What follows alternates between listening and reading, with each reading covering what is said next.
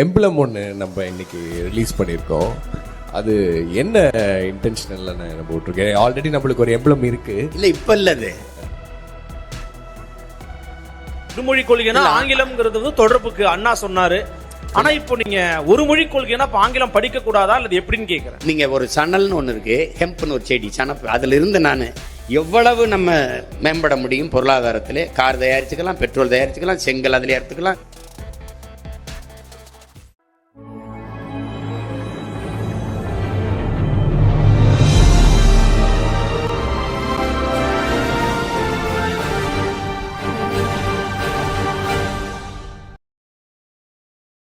அண்ணா வணக்கங்கண்ணே.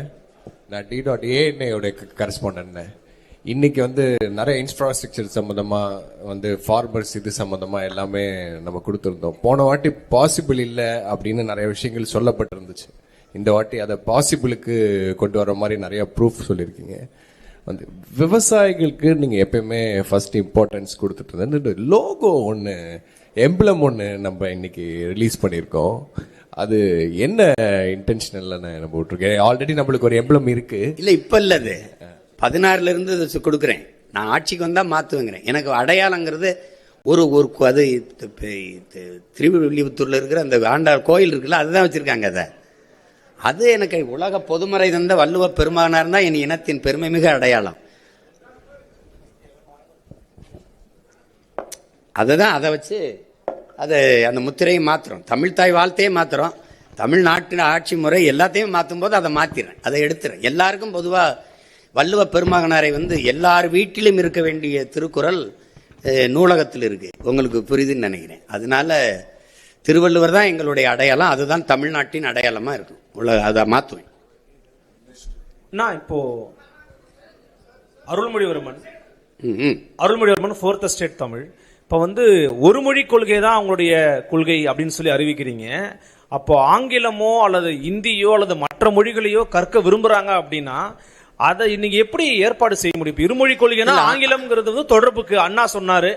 ஆனா இப்போ நீங்க ஒரு மொழி கொள்கைனா இப்ப ஆங்கிலம் படிக்க கூடாதா அல்லது எப்படின்னு கேக்குறேன். இல்ல, அதை சொன்ன நீங்க கவனிக்க தவறிட்டீங்க. ஆங்கிலம் கட்டாய பாடமா இருக்கும். ஆங்கிலேயருக்கு இணையா என் பிள்ளைகளுக்கு எழுதவும் பேசவும் அதை படிக்கவும் வந்து நாங்க கற்றுக் கொடுத்துருவோம். விடுமுறை காலங்களில் கூட ஆங்கிலேயர்களை இல்லாம அமெரிக்கா உச்சரிப்பு இருந்தால் அமெரிக்கா, பிரிட்டன் உச்சரிப்பு இருந்தால் அந்த அவர்களை ஒரு இடைக்கால பேர ஆசிரியர்கள் அப்போ கொண்டு வந்து அவங்களுக்கு அந்த உச்சரிப்புலாம் கற்றுக் கொடுப்போம். நாங்கள் அதை மெனக்கெடுவோம். அப்புறம் உங்களுக்கு ஆங்கிலம் வந்து கட்டாய பாட மொழியார் கெடுவாய்ப்பாக வெள்ளக்காரர்கள் ஆண்டதுனால ஒரு தொடர்பு மொழியாக அது இருக்குது. அப்போ அதுவுமே ஐரோப்பிய நாடுகளில் பயன் இல்லை.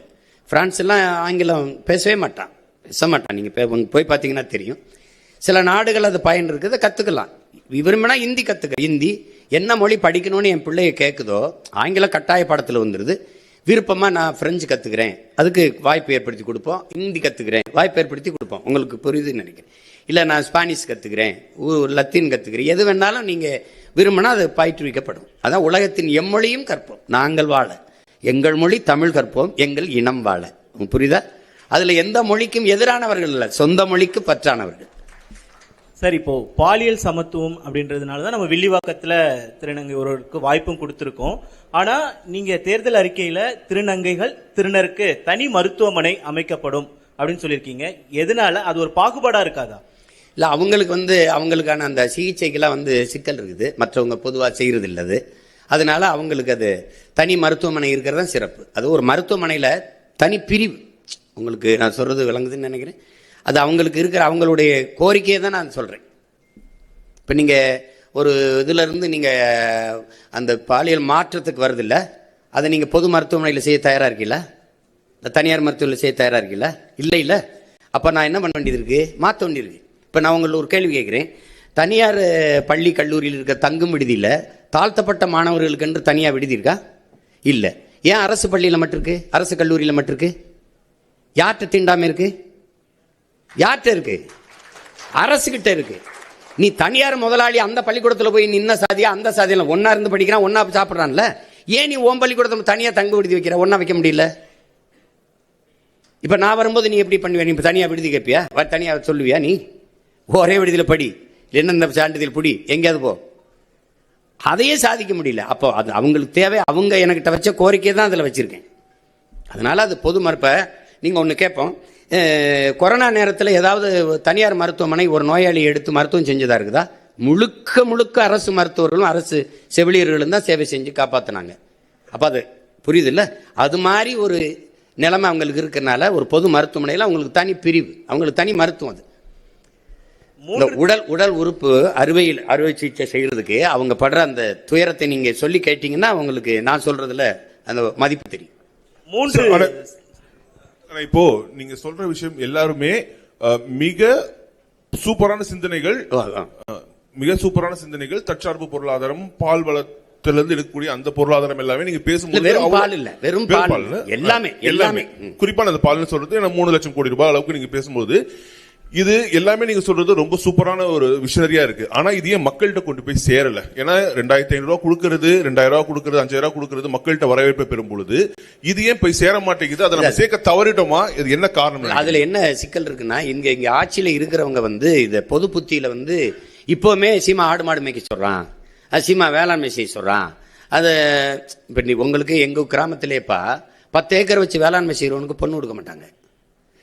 மாப்பிள்ளை எங்க இருக்காருன்னா துபாயில இருக்காருங்க. துபாய் மாப்பிள்ளைம்பாங்க. துபாய்க்கே கட்டி கொடுக்க போற மாதிரி. அது ஒரு நோய் தானே. அவன் அங்க போய் ஒட்டகம் தான் மேய்ப்பான். இப்ப இங்க வேளாண்மை செய்யறவனுக்கு மதிப்பு இருக்காது.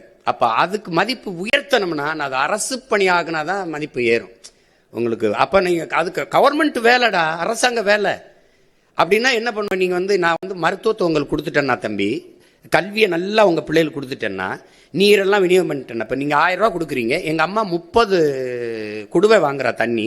ஒரு குடுவை எவ்வளோ? இந்த 1000 ரூபாய்க்கு தண்ணியை வாங்கி குடிக்க முடியாதே. நான் தண்ணியை கொடுத்துறேன்றேன், தடையில்லாத மின்சாரம் தந்துடுறேன் குறைந்த கட்டணத்துக்கு, ஏன்னா நானே உற்பத்தி செஞ்சிடறேன்ல. அப்படிங்கும்போது உங்களுக்கு ஒரு 10,000 சம்பளம் கொடுத்தோன்னா நீங்கள் செலவு பண்ணிடுவீங்களா தம்பி?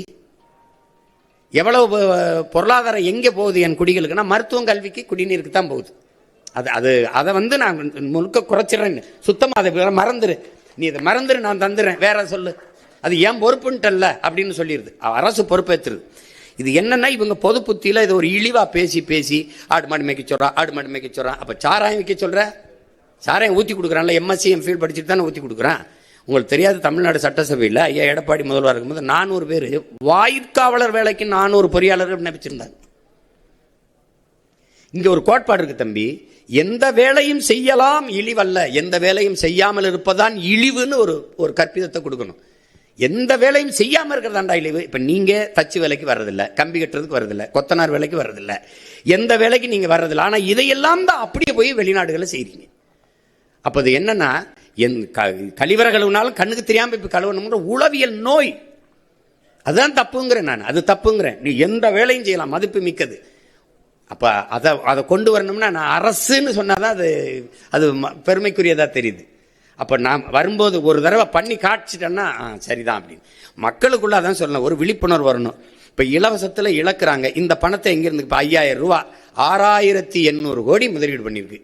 6800 கோடி அரசு காசை எடுத்து தன் வாக்கை உறுதி செய்யுது. இப்ப எவ்வளவு கொடுமையான நிர்வாகம் இது, யாருமே கேட்கல. இப்ப உங்ககிட்ட அதிகாரம் இருந்துச்சு கொடுத்துட்டீங்க, என்கிட்ட ஒண்ணுமே இல்லை. இது எப்படி ஜனநாயகத்தில் சம வாய்ப்பு சம உரிமை நீங்க சொல்றீங்க? நீங்களும் தேர்தலை சந்திக்கிறீங்க, நானும் தேர்தலை சந்திக்கிறேன். எப்படி சம வாய்ப்பா இருக்கும்? உங்கள்கிட்ட அதிகாரம் இருந்து டப்புன்னு காசு எடுத்து கொடுத்துட்டீங்க. ஒரே நாள்ல 1,31,00,000 வங்கி கணக்கில் போட்டீங்க. இப்ப நான் என்ன செய்யலாம்? எப்படி இருக்கு? இப்ப இதுதான் ஆபத்து. நீங்க கொண்டு போய் சேர்க்கலைங்கிற அண்ணன் ஒரு குரல், என்னை சுத்தி என் பிள்ளைகளின் குரல், நாங்க எடுத்து பேசுறோம். என்னை முறியடிக்க இவர் இதான் சொல்வாரு, இது சொல்வாரு. கியூபா வேற ஏதாவது வளம் இருக்கா கரும்பை தவிர? இல்ல. நார்வே, டென்மார்க்ல மாடு தவிர ஏதாவது வளம் இருக்கா? பிரேசில் கரும்பு, பசு, அது தவிர வேற ஏதாவது வளம் இருக்கா? அந்த நாடெல்லாம் தற்சார்பு அடையலையா? அப்போ ஒரு வளத்தை வச்சு ஒரு நாடு சிறந்த கட்டமைப்புகள் இருக்கும்போது இவ்வளவு நிலமும் வளமும் வச்சு மனித ஆற்றலை வச்சு ஏன் நாடு ஏன் வறுமையில் இருக்கு? ஏன் நாடு ஏன் இலவசத்துக்கு இருக்கு? எனக்கு எல்லாம் இருக்கு. நான் ஏன் கையேந்தனும் சாப்பாட்டுக்கு, இலவசத்துக்கு? இப்ப அது அந்த அருமை புரியாது. நீங்களுக்கு எடுத்தோன்னே தம்பி அண்ணன் உங்களுக்கு சொல்றேன், பெட்டி கடைக்கு போனீங்கன்னா வாழைப்பழம் அப்படி தொங்கும், இப்படி வாழைத்தார் இப்படி தொங்கும், அது தலைகளாக நிற்கும், தவம் இருக்கும். என்னை சாப்பிட்டுட்டே, நான் நல்லவன்டா டே, உனக்கு நல்லதுடா டே, என்னை சாப்பிட்றான்னு அதை கவனிக்க மாட்டான். இப்படி உள்ளே வச்சிருப்பான் சிகரெட்டு, பான்பராக்கு, அதை வாங்கிட்டு குடிச்சிட்டு போவான். இப்போ ரொம்ப நாளாக நான் தலைகளாக தொங்குறேன் இந்த வாழைப்பழம் மாதிரி, அது ஏற்று பார்க்கல. இதைத்தான் ஐயா இறை என்று சொல்கிறாங்க. இந்த மக்கள் பாதரச வெளிச்சத்தில் பௌர்ணமி வெளிச்சத்தை மறந்தவர்கள், இவர்கள் வண்ண வாசனை திரவியத்தின் வாசத்தில் வண்ண மலர்களின் வாசத்தை மறந்தவர்கள்னு அப்படிதான் விழிப்புணர்வற்ற சமூகத்தில் நடிப்பவனுக்கே முதலிடம் கிடைக்கும்ங்கிறார் ஐயா. அதுக்கு சான்றுன்னு சொல்றாரு. எப்படின்னா, ஒரு பள்ளிக்கூடத்தில் மாறுவேட போட்டி நடக்குது. சார்லி சாப்ளின் மாதிரி நடிக்கணும். முதல் பரிசு ஒரு மாணவன் வந்துட்டான், 2வது பரிசு ஒரு மாணவன் வந்துட்டான், 3வது பரிசு ஒரு ஆள் வர்றாரு. அது உண்மையிலே சார்லி சாப்ளினுக்கு 3வது பரிசு. பார்த்தீங்கன்னா அவரை மாதிரி நடிச்சவன் முதல் பரிசு, அவருக்கு 3வது பரிசு. அப்ப நடிப்பவனுக்கே முதலிடம் கிடைக்கும் விழிப்புணர்வற்ற சமூகத்தில் எழுதுறவள ஐயா எழுதியிருக்காரு. அப்ப அது மாதிரி அவர் அதுக்கு நிறைய சான்று சொல்றாரு. ஒரு பன்னி மாதிரி ஒருத்தன் கத்துறான், சின்ன வயசு பண்ணி, பெரிய வயசு பண்ணி, நடு வயசு பண்ணி மாதிரி நல்லா கத்துறான். அவனுக்கு தெருவில் கத்தும்போது நிறைய காசு வருது, அதை வச்சே சாப்பிட்டுக்கிட்டு இருக்கான். ஒரு நாள் என்னை மாதிரி ஒருத்தன் வரான், டேய் உன்னை விட அருமையாக நான் கத்துவேன்டான்னு கத்துறேன். கத்துனோன்னு கத்தி காட்டுறேன் போட்டி, இந்த மாதிரி மேடையில் எல்லாம் உட்காந்துருக்கான் அவங்கள மாதிரி. நான் கத்துறேன், இவன் போலி அவன் தான் நல்லா கத்துறான், ரொம்ப நாளாக கத்திக்கிட்டு இருக்கவனுக்கு தான் ஆதரவு அதிகமாக இருக்கு. கடைசியாக ஒரு நாய் நிப்பாட்டுற அப்படின்னு ஒரு சாக்கு, ஒரு கோணி சாக்கு போட்டு இருந்தா உண்மையிலே ஒரு பன்னி படுத்திருக்கு. அதுதான் இவ்வளவு நேரம் கத்திச்சு.